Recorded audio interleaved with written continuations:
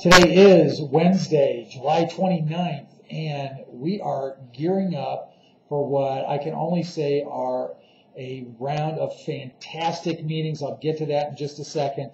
First of all, we have nearly 100% confirmation for next week's meetings in Allentown and in Baltimore. Can't wait to see everybody at those meetings. I got to tell you, I am stoked about this agenda because I just know big things are going to be happening for centers across the country after they come out of these meetings.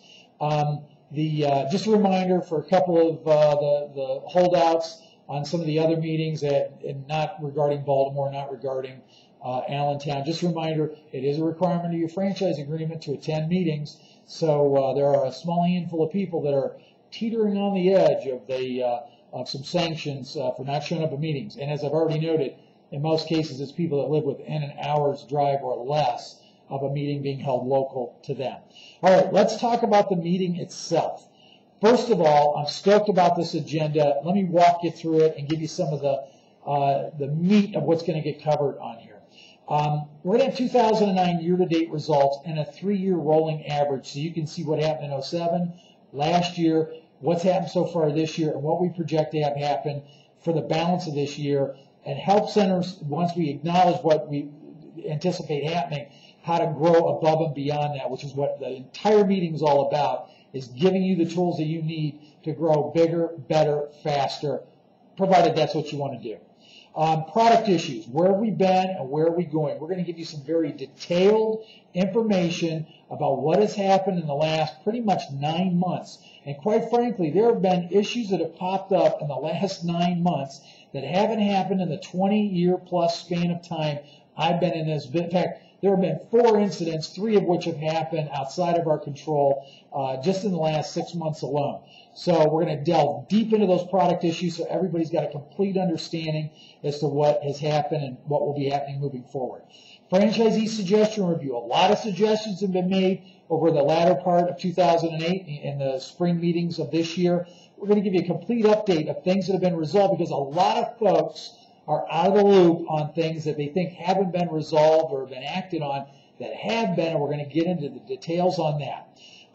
Then we'll knock out the 2010 advertising and marketing calendar, and you might be thinking, 2009 is not over with yet. Yeah, you need to start thinking about 2010 in about 90 days. We already have your calendar all done for you to know when to advertise, when not to advertise, reminder of the advertising rules, and really dig deep into what works and what doesn't work.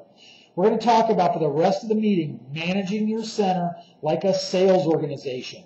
What does a sales manager do? Is your role as sales manager and franchisee and center director, or for the managers that will be in attendance, what is your role? What should you be doing? What are some things that we assume you're thinking and that you believe in? Organizing your advertising and marketing like a sales organization.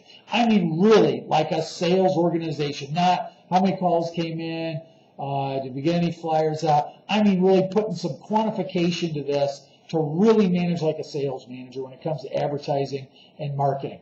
What you need to know every day, I mean absolutely every single day, to run your center like a sales organization, so at the end of the day you can look back and say, were we successful? Did we exceed our objectives? Did we come up short? What are the things you should be looking for in the hundreds of things that happen in the course of the day in a center?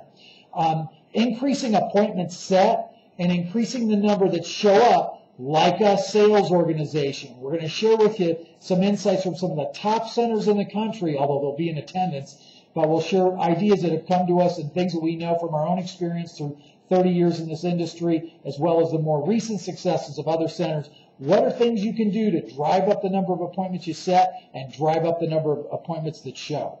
Closing more sales like a sales organization. We've got a detailed conversation about that, on how to manage, monitor, and improve the performance of your staff. Now, some of these things have already been covered in the meeting I did in June, and I've got to tell you, I told you 3 or 4 centers would pop up into the top 25. 5, and you'll get rankings later today or tomorrow, 5 of the centers that were in that 300,000 or below group are already in the top 25, and they weren't there just a few weeks ago. So obviously this information for some people is something they can get their arms around, be excited about, execute, and get the results that are intended. We're going to talk about getting more referrals like a sales organization, not sitting around waiting for passive referrals, but how to effectively get aggressive with getting referrals in a way that your clients thank you for it and love you for it. How to motivate and compensate your staff like they're working in a sales organization so they can see how they make money. In fact, I'll share with you ways that you'll be able to motivate your staff in such a way I wouldn't be at all surprised if they pick up an extra 5 or 10 hours a week on their own time just to get out and do some things so that they can make more money. How to communicate, this is very important for multi-unit operators or absentee franchisees, how to communicate with your center staff as well as the corporate office to maximize sales. And we've got a new tool that we're going to introduce to you for that. In fact, some of you are going to win that new tool at the meeting. How to read financial statements like a sales manager. You get 5 stacks of paper from your accountant and you're thinking, where do I start? I'm going to show you the 8 places with all that you need to do to look for to figure out how am I doing. So every single month when you get that financial statement, you can give yourself a grade. A, B, C, D, F, A, B, C, D, F, whatever. My sons are convinced there should be an E in there somewhere. Then we're going to turn it over to a franchisee roundtable discussion. We're going to talk about staff recruitment. Talk about the best, talk about the worst. What are some of the things people do to attract top producing people? Staff training. What happens once you bring someone on board? What's the protocol the top producing centers are following or the people that are having the best results with top producing salespeople? We're going to talk about staff management. Now that I've hired them, now that I've trained them, what do I do with them day to day, week to week, month to month, quarter to quarter, and so on? We're going to talk about different ways to manage your staff to get the highest production possible out of your group.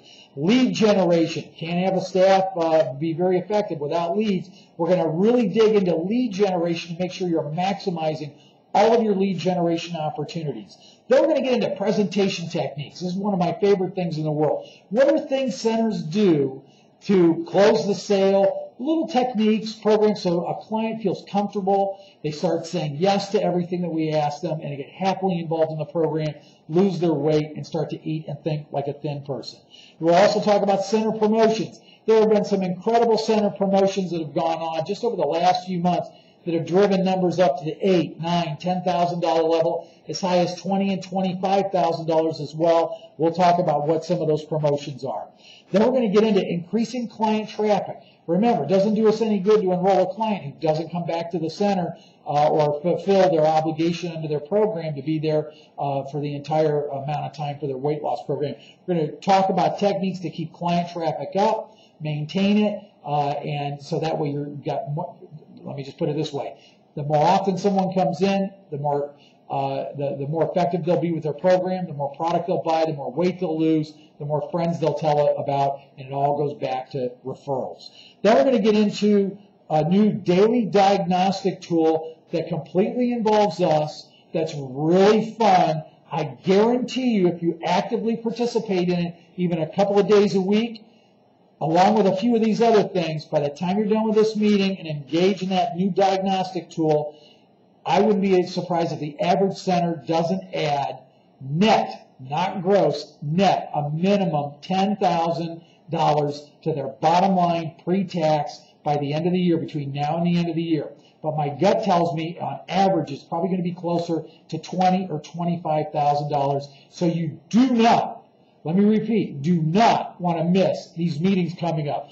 I don't care what the reasons are. And a quick note, if you're the franchisee, don't send somebody you don't plan on having stick around for a long time. The information is lost. You need to get there and get engaged. The good news is this. Our confirmation is on a record-setting pace already, even this far out from some of the meetings. It looks like I thought maybe 85%. Looks like we may be at a 95% attendance. So that is a roundup on the meeting. More information later on rankings and a whole host of other things. Have a great day, everybody.